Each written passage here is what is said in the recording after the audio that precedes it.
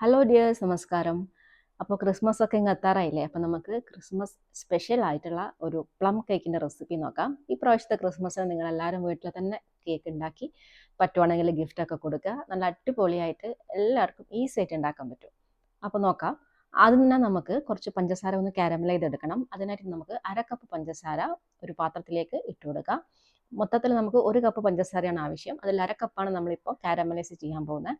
അപ്പം നമ്മളിത് നന്നായിട്ടൊന്ന് കരിഞ്ഞു പോവാണ്ട് കാരമലൈസ് ചെയ്തെടുക്കണം. അത് പ്രത്യേകം ശ്രദ്ധിക്കണം. ഈ ഒരു ഭാഗം നിങ്ങൾ ശ്രദ്ധിച്ചിട്ട് തന്നെ ചെയ്യുക. പഞ്ചസാരയും വെച്ചിട്ട് എവിടെയും പോയി കളയൊന്നും ചെയ്യരുത്, അടുത്ത് തന്നെ നിൽക്കണം. അപ്പോൾ അതായത് നന്നായിട്ട് മെൽറ്റായി വന്നിട്ടുണ്ട്. ഇത് നമുക്ക് കുറച്ച് നല്ല ഡാർക്ക് കളറിൽ വരണം. അപ്പോൾ അതുകൊണ്ട് തന്നെ തീ കുറച്ച് വെച്ചിട്ട് കൂട്ടി വെച്ചിട്ട് ഇങ്ങനെ നമ്മൾ അഡ്ജസ്റ്റ് ചെയ്തിട്ട് ചെയ്യണം, കരിഞ്ഞു പോകരുത്. അപ്പോൾ അതായത് ഇങ്ങനെ പതഞ്ഞു പൊങ്ങുന്ന ഒരു സമയത്ത് നമുക്കിതിലേക്ക് 1 കപ്പ് വെള്ളം, ഞാനിപ്പോൾ പച്ചവെള്ളം തന്നെയാണ് ഒഴിച്ചു കൊടുക്കുന്നത്. വെള്ളം ഒഴിക്കുമ്പോൾ അപ്പോൾ തന്നെ നിങ്ങളങ്ങ് ഒഴിച്ചു കൊടുക്കാണ്ട് കുറേശ്ശെ കുറേശ്ശെ ഒഴിച്ചിട്ട് ചെയ്യുന്നതായിരിക്കും നല്ലത്. ഇല്ലെങ്കിൽ ചിലപ്പോൾ മേലൊക്കെ തെറിക്കാനുള്ള സാധ്യതയുണ്ട്. അപ്പോൾ അതുകൊണ്ട് ആദ്യം കുറച്ചൊഴിച്ച് പിന്നെ അങ്ങനെ ബാക്കി ഒഴിച്ചു കൊടുത്താൽ മതി. ഇനി ഇത് നന്നായിട്ടൊന്ന് തിളപ്പിച്ചെടുക്കണം. ഇനി തിളച്ച് വരുന്ന ഈ ഒരു സിറപ്പിലേക്ക് നമുക്ക് ഡ്രൈ ഫ്രൂട്ട്സ് ചേർക്കാം. ഞാനിവിടെ 1/2 കപ്പ് കറുത്ത മുന്തിരി, അതായത് ബ്ലാക്ക് റേസിൻസ് ആണ് ചേർത്തത്, കുരുവില്ലാത്തത്. മുന്തിരിയാണ് നമുക്ക് കൂടുതൽ പ്ലം കേക്കിൽ വേണ്ടത്. പിന്നെ ഒരു 5-6 ഈത്തപ്പഴം കുരു കളഞ്ഞിട്ട് ഇട്ട് കൊടുത്തിട്ടുണ്ട്. ഒരു 3 ടേബിൾ സ്പൂൺ ടൂട്ടി ഫ്രൂട്ടി ഇട്ടിട്ടുണ്ട്. അതുപോലെ തന്നെ 3 ടേബിൾ സ്പൂണോളം ചെറീസ് ചേർക്കുന്നുണ്ട്.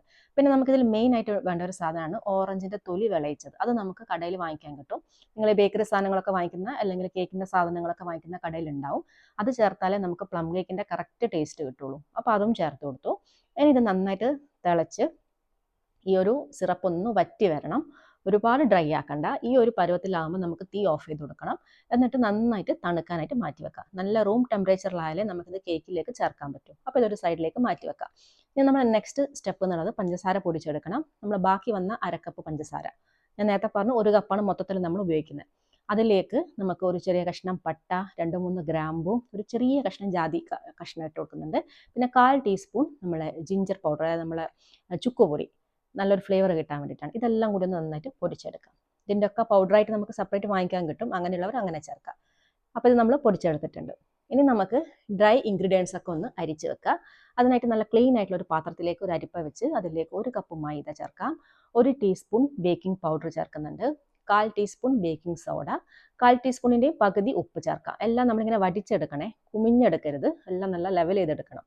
ഇനി ഇത് നമുക്ക് നന്നായിട്ടൊന്ന് അരിച്ച് മാറ്റി വെക്കാം. 2-3 തവണ അരിച്ച് മാറ്റി വെച്ച് കഴിഞ്ഞാൽ അത്രയും നല്ലത്. അപ്പോൾ നമ്മളെ പൊടികളും റെഡിയായി. ഇനി ഇതൊരു സൈഡിലിട്ട് മാറ്റി വെക്കാം.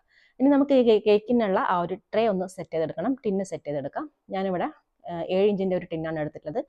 പ്ലം കേക്കിന് ഏറ്റവും നല്ലത് കുറച്ച് ഹൈറ്റ് ഉള്ള പാത്രം, പക്ഷേ എൻ്റെ കയ്യിൽ അതില്ലാത്തതുകൊണ്ട് ഞാൻ ഇത് എടുക്കുന്നത് കേട്ടോ. ബട്ടർ പേപ്പറൊക്കെ വെച്ചിട്ട് സെറ്റാക്കി വെച്ചിട്ടുണ്ട്. ഇതുപോലെ പെട്ടെന്ന് നമുക്ക് എടുത്ത് മാറ്റാനൊക്കെ എളുപ്പമായിരിക്കും. അതും ഒരു സൈഡിലേക്ക് മാറ്റി വെക്കാം. ഇനി വേറൊരു ക്ലീൻ ആയിട്ടുള്ള ഒരു ബൗളിലേക്ക് നമുക്ക് 100 ഗ്രാം ബട്ടർ ചേർക്കാം. ഞാനിപ്പം ബട്ടർ ചേർത്തിട്ടാണ് ഉണ്ടാക്കുന്നത്. ഓയിൽ ചേർത്തിട്ട് നമുക്കിത് ഉണ്ടാക്കാൻ പറ്റും. അപ്പോൾ റൂം ടെമ്പറേച്ചറിലുള്ള ബട്ടർ ഇട്ട് കൊടുത്തിട്ടുണ്ട്. എല്ലാ സാധനങ്ങളും റൂം ടെമ്പറേച്ചറിലായിരിക്കും, പ്രത്യേകം ശ്രദ്ധിക്കണേ. ഇനി നമ്മൾ ഒരു 3-4 മിനിറ്റ് ഈ ബട്ടർ ഒന്ന് നന്നായിട്ടൊന്ന് ബീറ്റ് ചെയ്തെടുക്കാം. ഞാനിപ്പോൾ ഈ പ്രാവശ്യം എല്ലാം ബീറ്ററും ഓവനൊക്കെ വെച്ചിട്ടാണ് ചെയ്യുന്നത്. മുമ്പൊരു കേക്കിൻ്റെ റെസിപ്പി ചെയ്തിട്ടുണ്ടായിരുന്നു, ക്യാരറ്റ് കേക്കിൻ്റെ. അതിൽ ഞാൻ മൊത്തത്തിൽ ഓവണൊന്നും ഇല്ലാണ്ടൊക്കെ ചെയ്ത് കാണിക്കുന്നത്. അപ്പോൾ ആ ഒരു മെത്തേഡിൽ നിങ്ങൾക്കിത് ചെയ്തെടുക്കാൻ പറ്റും. ബട്ടർ 3-4 മിനിറ്റ് ഒന്ന് ബീറ്റ് ചെയ്തതിന് ശേഷം അതിലേക്ക് നമ്മൾ പൊടിച്ച് വെച്ചിട്ടുള്ള പഞ്ചസാര ചേർത്ത് കൊടുക്കുകയാണ്. നമ്മൾ നേരത്തെ പഞ്ചസാരയും മസാലയും പൊടിച്ച് വെച്ചിട്ടില്ലേ, അതാണ് ഇപ്പോൾ ചേർത്തിട്ടുള്ളത്. അതും ചേർത്തിട്ട് നന്നായിട്ട് ഇത് സോഫ്റ്റ് ആവുന്നത് വരെ നന്നായിട്ട് ബീറ്റ് ചെയ്തെടുക്കണം. ആ ബട്ടറും പഞ്ചസാരയൊക്കെ നന്നായിട്ട് മെൽറ്റായി സോഫ്റ്റായി വരണം.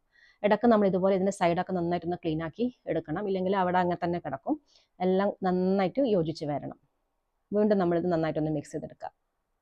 നല്ലൊരു എന്താ പറയുക, നല്ല സോഫ്റ്റായി വരുമ്പോൾ നിങ്ങൾക്ക് മനസ്സിലാവുമല്ലോ, ആ ഒരു പരുവത്തിൽ വരെ ബീറ്റ് ചെയ്തെടുക്കുക. ഇനി നമുക്കിതിലേക്ക് വേണ്ടത് 2 മുട്ടയാണ്.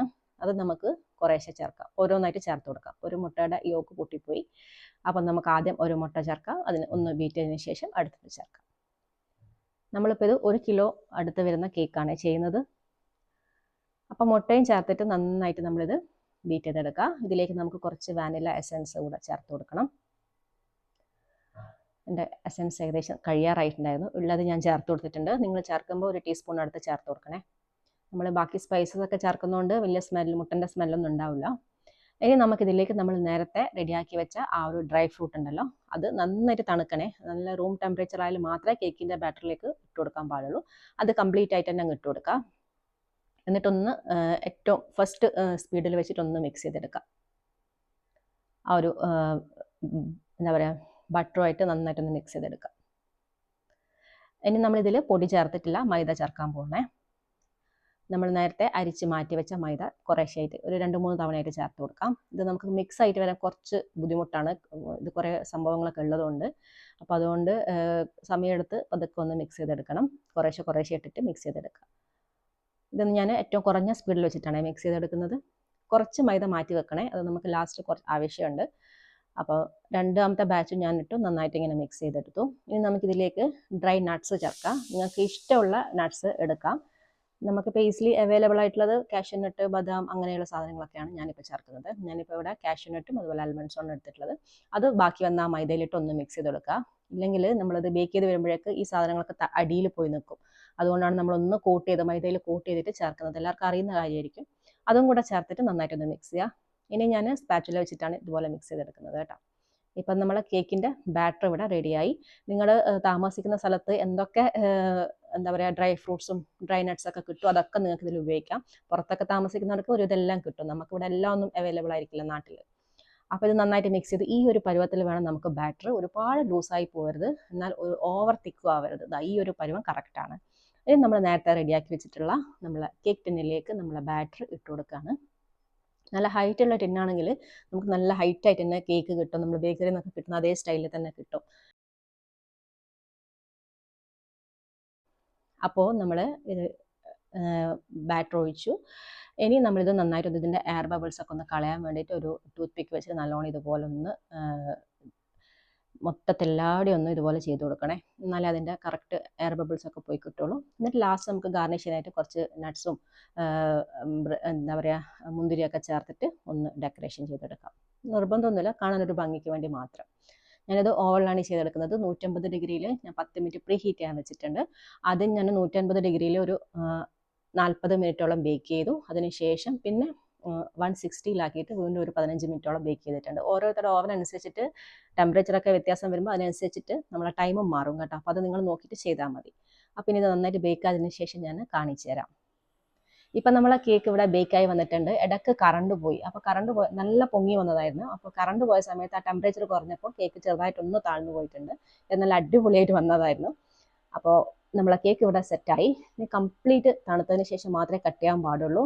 കഴിയുകയാണെങ്കിൽ ഒരു ദിവസം കഴിഞ്ഞ് വെച്ച് പിറ്റേ ദിവസം നമ്മൾ കട്ട് ചെയ്ത് കഴിഞ്ഞാൽ അത്രയും നല്ലത്. എനിക്ക് അത്രയും ക്ഷമയില്ലാത്തതുകൊണ്ട് ഞാൻ രാത്രി തന്നെ ഇത് കട്ട് ചെയ്തു. പക്ഷെ നാളെ കഴിക്കുന്നുള്ളൂ.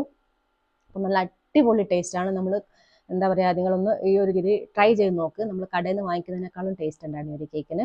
അപ്പോൾ എല്ലാവരും ട്രൈ ചെയ്ത് നോക്കാം. നല്ല അടിപൊളിയായിട്ട് എല്ലാവർക്കും ഉണ്ടാക്കാൻ പറ്റുന്ന ഒരു കാര്യമാണ് ഈ ഒരു പ്ലം കേക്ക് എന്നുള്ളത്. കുറച്ച് ക്ഷമ വേണം. നല്ല ശ്രദ്ധിച്ച് കാര്യങ്ങളൊക്കെ ചെയ്ത് കഴിഞ്ഞാൽ സൂപ്പറായിട്ട് ഉണ്ടാക്കാം.